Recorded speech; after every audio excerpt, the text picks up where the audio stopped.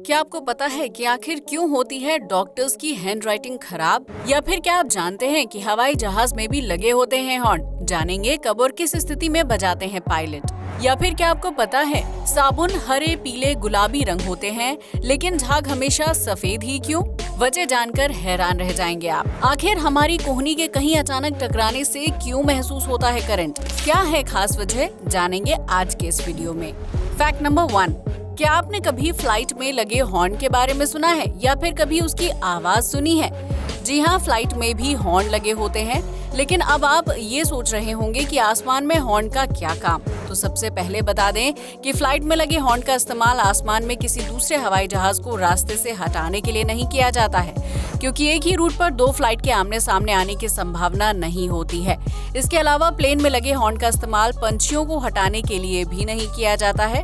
दरअसल फ्लाइट में लगे हॉर्न का इस्तेमाल ग्राउंड इंजीनियर और स्टाफ के साथ संपर्क करने के लिए किया जाता है। अगर फ्लाइट के उड़ान भरने से पहले उसमें कोई खराबी आती है या फिर कोई इमरजेंसी की स्थिति आ जाती है तो उस समय प्लेन के अंदर बैठे हुए पायलट या इंजीनियर इस हॉर्न को बजाकर ग्राउंड इंजीनियर को अलर्ट मैसेज भेजते हैं। फैक्ट नंबर 2, आपने कभी न कभी महसूस किया होगा कि जब कभी हमारी कोहनी किसी चीज से टकरा जाती है तो उस समय हमें तेज दर्द होने की बजाय एक करंट या कुछ झुंझुनाहट जैसा महसूस होता है। बच्चे हो या बड़े, सबने अपने जीवन में इस अनुभव को एक ना एक बार जरूर महसूस किया होगा। लेकिन क्या कभी आपने सोचा है कि इसके पीछे क्या वजह है, या सिर्फ कोहनी के साथ ही ऐसा क्यों होता है? हमारे शरीर के बाकी अंगों में चोट लगने पर इस तरह का करंट क्यों महसूस नहीं होता?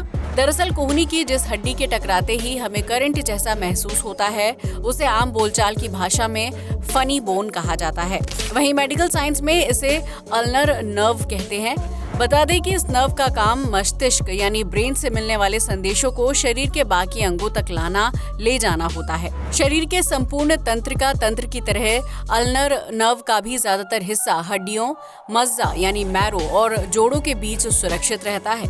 लेकिन इस नर्व का कोहनी से गुजरने वाला हिस्सा केवल स्किन और फैट से ढका होता है। जैसे ही कोहनी किसी चीज से टकराती है तो सीधा इस नर्व पर झटका लगता है और हमें करंट जैसा फील होता है। यानी जब ये दबाव अचानक से सीधा आपकी नर्व पर पड़ता है तो आपको तेज झंझनाहट या करंट और दर्द का मिला जुला एहसास होता है। फैक्ट नंबर 3, साबुन जिसे आप रोजाना इस्तेमाल करते हैं, लेकिन क्या आपने कभी सोचा है कि ये लाल हो या नीला, इनका झाग हमेशा सफेद ही क्यों बनता है? इसके अलावा क्या आप ये जानते हैं कि साबुन लगाने के बाद उसका रंग कहाँ गायब हो जाता है? इसका जवाब जानने के लिए अपने स्कूल की साइंस क्लास को याद कीजिए, जिसमें बड़े सिंपल अंदाज में ये बताया गया था कि किसी वस्तु का अपना कोई रंग नहीं होता है। वस्तु पर जब प्रकाश की किरणें पड़ती हैं तो वो बाकी रंगों को एब्जॉर्ब कर जिस रंग को रिफ्लेक्ट करती है वही उसका रंग होता है। वही नियम कहता है कि जब कोई वस्तु सभी रंगों को एब्जॉर्ब कर लेती है तो वो काली दिखाई देती है, जबकि कोई वस्तु सभी रंगों को रिफ्लेक्ट कर देती है तो वो सफेद दिखाई देती है। यही नियम साबुन के झाग पर भी लागू होता है। बता दें कि साबुन का झाग कोई ठोस पदार्थ नहीं है। ये पानी, हवा और साबुन से मिलकर बनी एक पतली फिल्म होती है। ये पतली फिल्म जब गोल आकार ले लेती है तो हम इसे बुलबुला कहते हैं। दरअसल साबुन का झाग छोटे छोटे बुलबुलों का समूह होता है। फैक्ट नंबर 4, आपने अक्सर देखा होगा कि अगर आपके सामने किसी ने उबासी ली है तो अपने आप आपको भी उबासी आने लगती है। ये इंसान का एक अजीबोगरीब व्यवहार है। किसी को उबासी लेते देख दूसरे को अपने आप उबासी आने लगती है। आपको जानकर हैरानी होगी कि इसके पीछे विज्ञान काम करता है।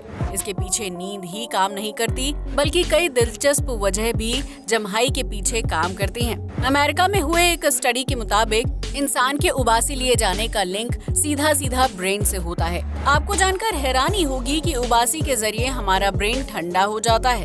दरअसल जब हम पूरे दिन या लगातार काम करके थक जाते हैं या हमारी एनर्जी का लेवल डाउन होने लगता है तब हमारे दिमाग का तापमान बढ़ जाता है। दिमाग के इसी तापमान को नीचे लाने के लिए शरीर उबासी की प्रक्रिया को अंजाम देता है। उबासी लेने से गर्म दिमाग को ठंडा करने में मदद मिलती है। फैक्ट नंबर 5, आखिर डॉक्टर्स की हैंडराइटिंग इतनी खराब क्यों होती है? डॉक्टर के पर्चे पर लिखे गए प्रिस्क्रिप्शन को पढ़ना इतना मुश्किल क्यों होता है?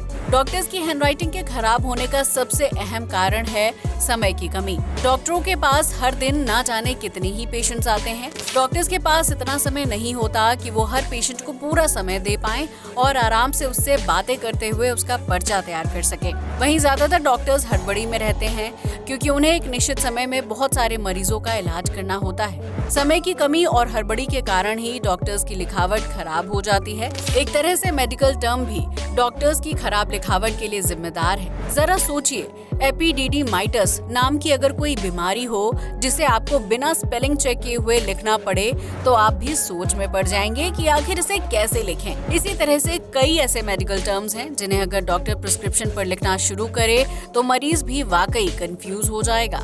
हालांकि आपने ध्यान दिया होगा कि डॉक्टर्स की लिखाई भले ही आपको समझ ना आए, लेकिन केमिस्ट वाले को आसानी से समझ आ जाती है। आज के लिए बस इतना ही। वीडियो पसंद आया हो तो इसे लाइक कर शेयर जरूर करें। जय हिंद दोस्तों।